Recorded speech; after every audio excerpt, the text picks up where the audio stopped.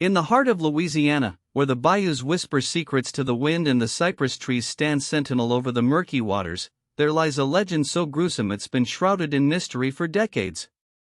The story of Robert Barthelemy, also known as Bobby the Kid, has captivated true crime enthusiasts and locals alike with its dark tale of murder, betrayal, and ultimately, a shocking revelation that would change everything.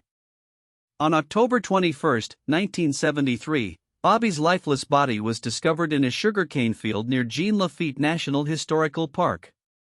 He had been brutally beaten, left to rot in the blistering heat with no signs of forced entry or struggle. The only clue was a cryptic message scrawled on the ground nearby: "The Caddo Kid will pay."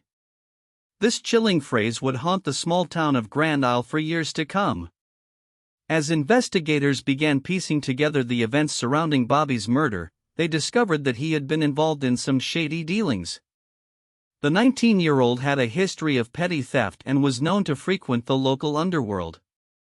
His association with notorious gang members like the infamous Caddo Kid, Alton Alexander, raised suspicions. But as detectives dug deeper, they uncovered a web of deceit and corruption that went far beyond a simple gang rivalry. The Caddo Kid, it turned out, had been using his charisma and influence to manipulate others into committing crimes on his behalf. He had built a reputation as a ruthless enforcer, and many believed him to be responsible for Bobby's gruesome murder. However, as the investigation continued, detectives began to uncover evidence that pointed to another suspect entirely. Led by Detective James Hawk Hawkins, a seasoned veteran of the Grand Isle Police Department, the team pored over witness statements and forensic evidence. They discovered that Bobby had been involved in a heated argument with none other than Alton's brother, 22-year-old Michael Alexander, just hours before his body was found. The investigation led them to a seedy bar on Bourbon Street, where Michael had been known to frequent. Witness accounts revealed that Michael had indeed been at the scene of the crime, and several patrons reported seeing him in a heated exchange with Bobby earlier that night. But it wasn't until they discovered a security camera footage from a nearby convenience store that the case took a dramatic turn. The grainy recording showed Michael's suspicious behavior on the evening of October 20, just hours before the murder. As detectives continued to build their case, they uncovered a motive for the crime that shocked everyone involved: a long-standing family feud between the Alexander brothers and Robert Barthelemy. It seemed that Bobby had stumbled into a web of decades-old animosity, sparked by his own family's involvement in a tragic event that had left deep scars on both sides. The roots of this ancient conflict ran deep, dating back to the 1950s when Robert Barthelemy's father, Joseph, was involved in a violent dispute with Alton Alexander's family over land rights. This animosity had simmered for years, with both families harboring resentment towards each other. When Bobby got involved with Michael Alexander's associates, he inadvertently reignited the flames of this long-dormant feud.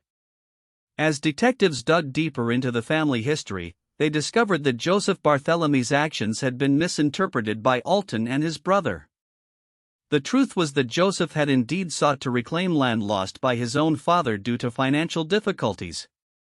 But in doing so, he crossed paths with the influential Alexander clan, leading to a bitter confrontation.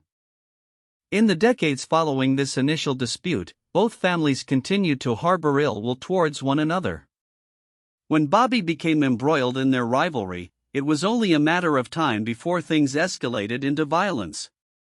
Michael's involvement in the crime seemed less about revenge and more about protecting his family's honor, an ancient code that still governed many lives in rural Louisiana. As detectives carefully pieced together the events surrounding Bobby's murder, they discovered a trail of forensic evidence that would prove crucial to their case. Fiber analysis revealed a significant amount of material from a specific type of fabric found near the crime scene, a brand commonly used in Alton Alexander's clothing line. Further investigation led them to a warehouse on the outskirts of town where Michael Alexander was seen frequenting.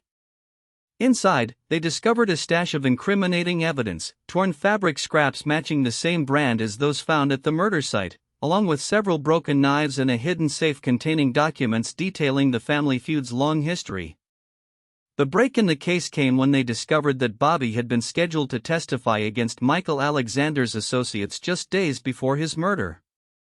The motive for the crime was no longer in doubt. It was clear that Michael had silenced Bobby to prevent him from speaking out against their wrongdoings. As investigators closed in on Michael, they began to unravel a complex web of deceit involving several members of his family. Alton Alexander, the infamous Caddo Kid, had indeed been using his influence to cover up Michael's crimes, but only after realizing that their own family dynamics were about to be exposed. In an astonishing twist, detectives discovered a secret recording made by Bobby himself, which implicated multiple high-ranking officials within the Louisiana Sheriff's Department in corruption and abuse of power. It seemed that Bobby had been more than just an ordinary kid from Grand Isle. He was on the verge of blowing the lid off one of the state's most entrenched crime syndicates. This revelation sent shockwaves through the small town, as locals realized that their beloved community had been infiltrated by some of the most powerful figures in Louisiana politics. Michael Alexander would ultimately confess to Bobby's murder, citing protection as his motive, a chilling admission that echoed the code of honor and loyalty shared among many residents. On June 10, 1974, exactly 8 months after Robert Barthelemy's brutal murder, Michael Alexander was brought to justice. Convicted on multiple charges, including first-degree murder and conspiracy, he received a life sentence at Angola State Penitentiary. In the aftermath of this tragic event, Grand Isle would never be the same. A new era of transparency and accountability dawned on the community as several high-ranking officials were stripped of their power, and many residents began to speak out against corruption within their ranks. The Barthelemy family, though still reeling from the loss of their loved one, found solace in knowing that justice had finally been served. As they reflected on the events that transpired, it became clear that Bobby's story was not just a tale of senseless violence but also one of courage and sacrifice. His determination to expose corruption had ultimately cost him his life. It's been nearly 50 years since Robert Barthelemy's tragic fate was met. The legend of Bobby the Kid has endured, serving as a haunting reminder of the darkness that can lurk in even the most idyllic settings. But as we look back on this story, one thing becomes clear: it wasn't just a tale of murder and betrayal, it was a testament to the power of truth, no matter how difficult or uncomfortable it may be. The people of Grand Isle will never forget Robert Barthelemy's sacrifice. His memory serves as a beacon, illuminating the path towards justice and accountability in a world often shrouded in darkness. As we close this chapter on one of Louisiana's most infamous crimes, let us remember that truth, like the cypress trees that stand tall along its bayous, remains an unyielding force, standing watch over the communities it protects, no matter what secrets may be buried beneath.